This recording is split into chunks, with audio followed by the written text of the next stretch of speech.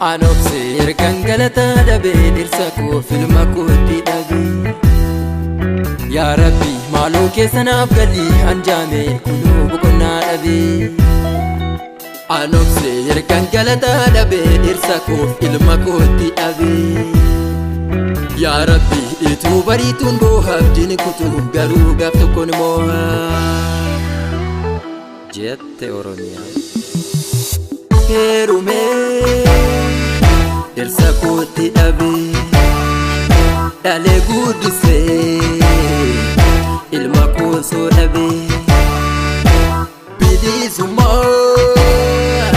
Wahedun dabe Ego boko dejena Kan kyan jalu tae Ego gama dejena Itu gada tae Ego boko tujena Itu bohu ta'i Jet pehati kira Mari malo, mari malo Mari malo, mari malo Mari malo, mari malo Mari malo, mari malo Mari malo, mari malo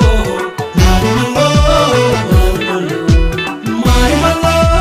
mari malo Mari malo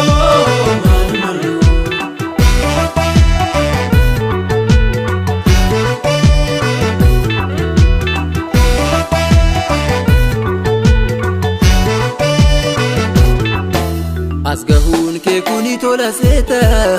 Iga jige yabbate tesa Yo bektef dafirra debi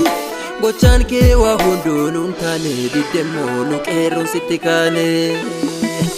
Hace kos bargantun dabera Bekan kos maneda tafira Oromon gota yomun jilu Ofuman of balesite kaputanna Indomu sinilu Dibeso dabate Imana Oromo malifyate Halkan fine, guyya fine Osore bamnu, souma itamnu Dunen duna male, wambara wamalanu Kabisa na ufate, Imana Oromo mabdagate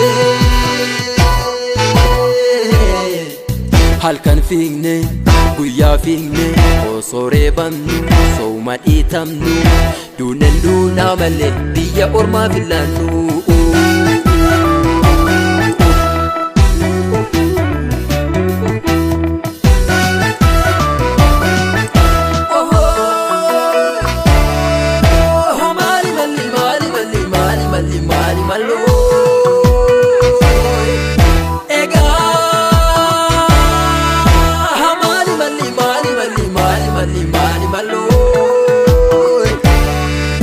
Yero so waluma nichisne waluma shubisne te pelati galchine Nan sobe insomni malire isi duguma duguma Hada mal torgam nani ke rob karren kiyama dadati duma Kun gafisa duma Sirafu naguma sigafan naguma sigafan naguma Erga Oromo tate dinkun dorsisin kabe polisi kiko Duguma duguma No ilman borana ilman baren tuti mal tuti namana Dagisa namana Debisi ango saba, debisi muda saba, debisi kapso saba, debisi ango saba, debisi muda saba, debisi kapso saba.